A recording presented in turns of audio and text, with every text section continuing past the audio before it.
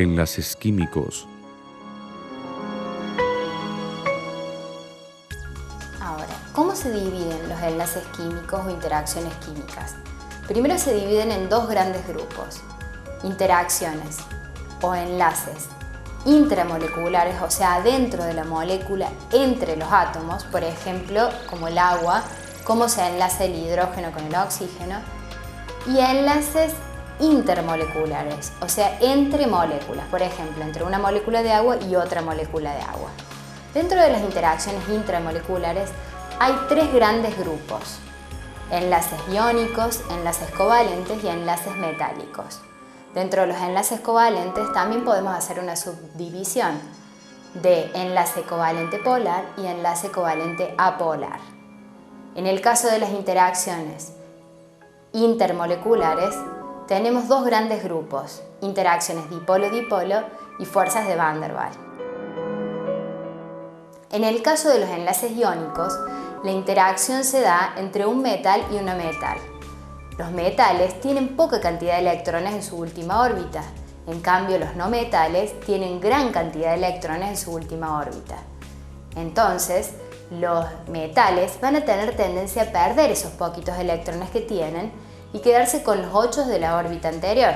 En cambio, los no metales van a tener tendencia a ganar electrones y completar su órbita con 8 electrones. Entonces, los electrones que ceda el metal van a ser capturados por el no metal, y de esa manera se va a producir una interacción.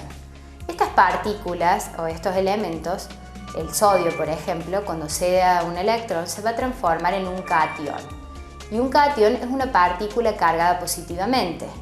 Por ejemplo, el cloro, que es un no metal, va a ganar electrones y se va a transformar en un anión, o sea, una partícula cargada negativamente. Entonces, la partícula cargada positivamente va a interaccionar con la partícula cargada negativamente y de esa manera se va a formar el enlace iónico.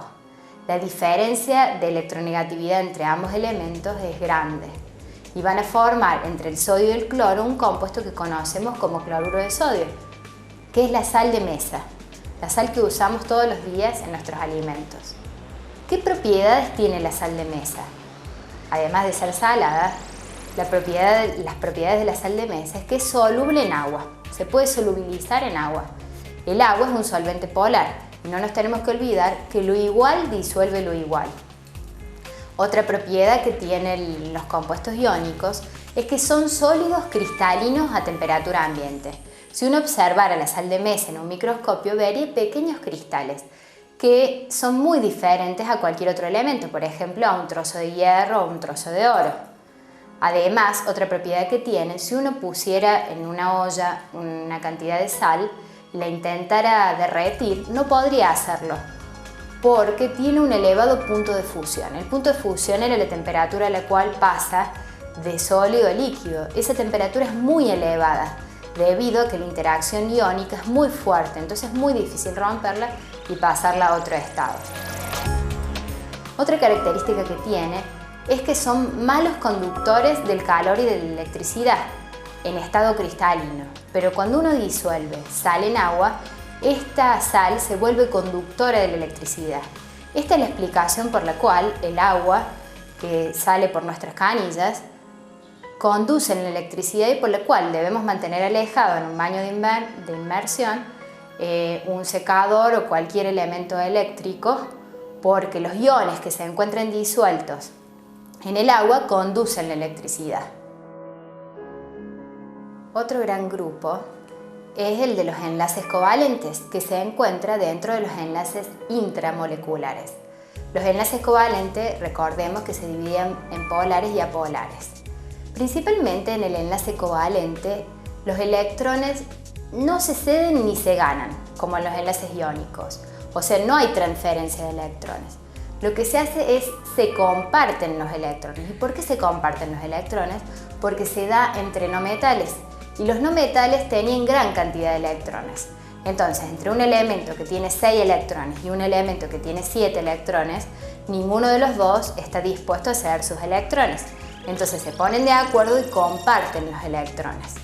En el caso del covalente polar, los no metales que se enlazan son no metales distintos, como por ejemplo en el agua y en el dióxido de carbono. En el agua se enlazan dos no metales como es el hidrógeno y el oxígeno y comparten sus electrones para parecerse al gas noble más cercano y cumplir con la regla del octeto.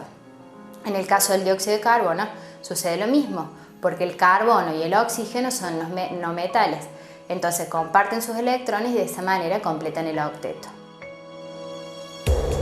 En el caso de los enlaces covalentes apolar, se da entre no metales, pero no metales iguales, idénticos. Por ejemplo, el hidrógeno 2. Dos hidrógenos se enlazan, que son dos no metales, y comparten sus electrones y de esa manera ambos completan sus órbitas y se parecen al gas noble más cercano. Lo mismo sucede con el nitrógeno 2, el cloro 2 y otros ejemplos más. ¿Qué propiedades tienen los enlaces covalentes o los compuestos covalentes? Por un lado son líquidos y gases a temperatura ambiente, que es completamente distinto de los compuestos iónicos. Tienen al elevado punto de fusión y de ebullición. Además, no conducen ni el calor ni la electricidad. Además, dentro de los enlaces intramoleculares encontramos el enlace metálico, que está formado entre metales. Este grupo es un grupo muy particular y característico, porque se da solamente entre metales. Los metales, habíamos dicho que tienen pocos electrones en la última órbita, entonces, asimismo, así se encuentran de manera aislada, ceden esos electrones y se transforman en cationes, o sea, en partículas cargadas positivamente. Entonces, esas partículas cargadas positivamente con los electrones sueltos en una nube o malla electrónica interaccionan. Esos electrones sueltos son los responsables de todas las propiedades de los metales, como por ejemplo la conducción de la electricidad, porque los metales son buenos conductores de la electricidad. Además, los metales son buenos conductores del calor. Si uno hace una preparación y deja una olla con mango metálico y lo quiere agarrar a los minutos, entonces se va a quemar, porque el metal va a calentar en gran proporción, el calor va a calentar en gran proporción el metal. Otra propiedad de los compuestos metálicos es que sólido a temperatura ambiente. Ejemplo, el oro, la plata, el hierro.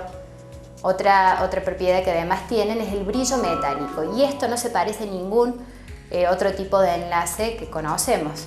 El brillo que vemos en el bronce, en el acero, en el oro. Y otra propiedad muy particular es que uno los puede derretir y darle diferentes formas. O sea, moldearlos y usarlos para ornamentar o para joyería, y eso se denomina dúctiles y maleables. Y además son resistentes al quiebre, son elementos que no se quiebran fácilmente.